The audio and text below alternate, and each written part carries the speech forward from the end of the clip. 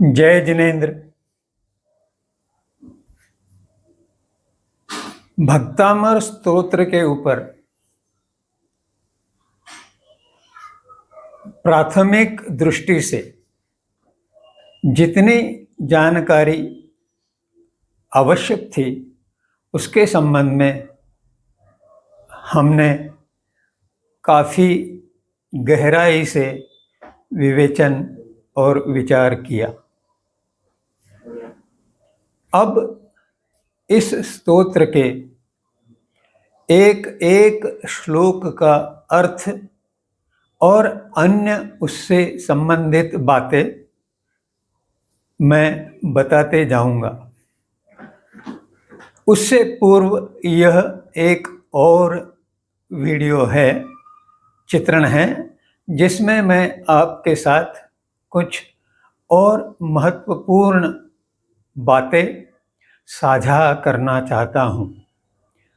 कृपया इन्हें ध्यान से सुनें। सामान्यतः भक्तामर स्तोत्र के ऊपर विभिन्न प्रकार के जो चित्रण अर्थात वीडियो उपलब्ध है वे बहुतांशी केवल गेय पद्धति से गाए गए हैं और कुछ जो चैनल्स पर उपलब्ध है वह एक सामान्य अर्थ बताते हुए उसे उतना ही छोड़ दिया गया है। मैंने इसके गहन अभ्यास के पश्चात जो अनुभव किया है वे बातें मैं आपको आज बताने वाला हूं, जिससे आपको भक्तामर स्तोत्र का शुद्ध उच्चारण करते हुए अधिक लाभ होने की संभावना बढ़ जाती है। इसमें विज्ञान का भी उपयोग हुआ है। वही बात मैं सर्वप्रथम करना चाहता हूं। विज्ञान में एक सिद्धांत है ध्वनि का, जिसे कहा जाता है अनुनाद सिद्धांत। इसे सरल भाषा में इस प्रकार समझा जा सकता है कि दो भिन्न वस्तुओं में जब उनकी कंपन की आवृत्ति अर्थात वाइब्रेशन फ्रीक्वेंसी एक समान हो तो उनका सुर मिलता है।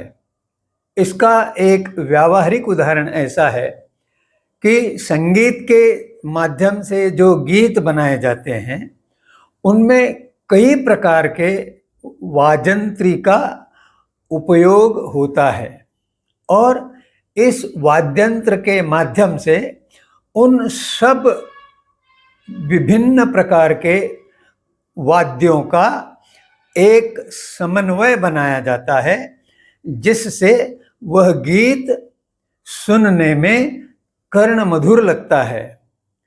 लेकिन कभी कभी हमें ऐसा भी अनुभव होता है कि ये बेसुरा हो गया। तो वो बेसुरा होना अर्थात अनुनाद की जो आवृत्ति है, वाइब्स की, वाइब्रेशंस की जो फ्रीक्वेंसी है उसमें तालमेल नहीं बैठा। इसीलिए जो भी संगीत के कार्यक्रम होते हैं उनमें जिन्होंने वो कार्यक्रम देखने में रुचि रखी है वे देखते हैं, तब उन्होंने देखा है कि सभी वाद्य बजाने वाले एक दूसरे के वाद्य से अपना सुर मिलाते हैं। यही अनुनाद है और जब वह अनुनाद होता है तब संगीत श्रवणीय होता है। इसी प्रकार जब भक्तामर स्तोत्र द्वारा भक्ति करते हुए अगर उस भाषा का उच्चारण शुद्ध प्रकार से नहीं किया गया तो वह भक्ति बेसुरी हो जाएगी और उस अनुनाद को मिलाने के लिए शुद्ध उच्चारण अत्यंत आवश्यक है। इसे हल्के या मजाक की पद्धति में ऐसे कहा जा सकता है कि पति और पत्नी के विचार अगर नहीं मिले तो उनका जीवन एक दूसरे के लिए असह्य हो जाता है या प्रतिदिन कुछ न कुछ झंझटें उपस्थित होती रहती है। इसलिए अनुनाद का महत्व देखते हुए मैंने हर एक श्लोक में जो उच्चारण में दोष होने की संभावना है, जिन उच्चारणों के प्रति सभी अन्य वीडियोज में अर्थात चित्रणों में जो ध्यान नहीं दिया गया है वह ध्यान में देने का प्रयास करूंगा। आपको उस समय अर्थात श्लोक संबंधित किस पद में कौन सा उच्चारण दूषित हो सकता है इसका भाषा के व्याकरण के अनुसार स्पष्टीकरण दूंगा। फिर एक दूसरी बात वो है जिसे भावार्थ कहते हैं। सामान्यतः अधिकतर चित्रणों में केवल और केवल सीधा साधा गद्यार्थ शब्दों का जो अर्थ है उसके आधार से जो अर्थ बनता है वह श्लोक का अर्थ देकर समाप्त किया गया है। लेकिन कोई भी कवि जब रचना बनाता है तो उसे और भी बहुत सी बातें करने का उद्देश्य उन कम शब्दों में किया जाता है।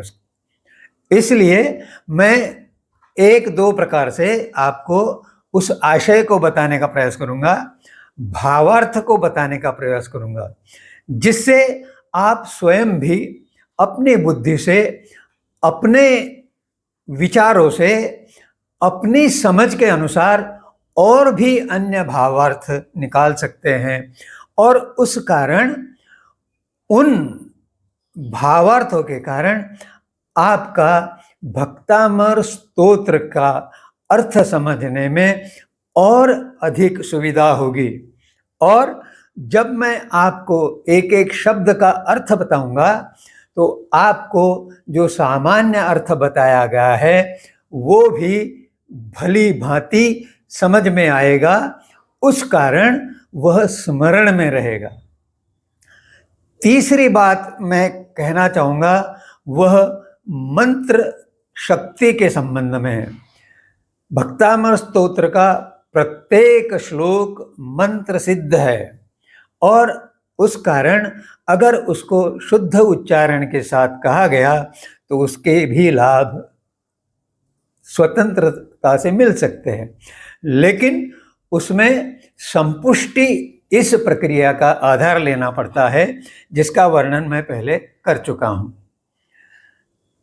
चौथी बात, भाषा में सुंदरता जो लाई जाती है उसके लिए अलंकार यह एक बहुत उत्तम माध्यम है और भक्तामर स्तोत्र में इस माध्यम का बहुत अच्छी तरह से उपयोग किया गया है, यह भी मैं आपको बताऊंगा।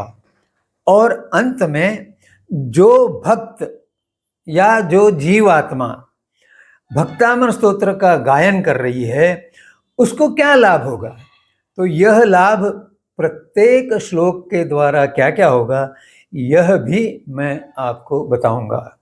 ये कुछ बातें जो है यह अन्य चित्रणों से अर्थात वीडियोस से भिन्न होने के कारण मैं समझता हूँ कि आपको मुझे इसका स्पष्टीकरण देने की आवश्यकता है।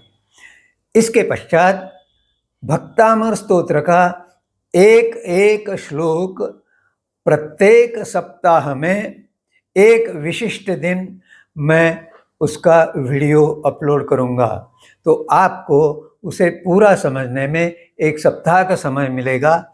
आपको उसका अर्थ समझने में 1 सप्ताह मिलेगा। उसको कंठस्थ करने में आपको 1 सप्ताह मिलेगा और इस प्रकार आप धीरे-धीरे उस भक्तामर स्तोत्र को पूर्णतः भली भांति समझ के कंठस्थ करेंगे। और चूँकि आप शुद्ध उच्चारण करते हुए गायन करेंगे उसका, तो आपको उसमें आनंद आएगा, और जब भक्ति में आनंद आता है तो उसका फल और अधिक होता है। इतनी ही बात करके जय जिनेंद्र।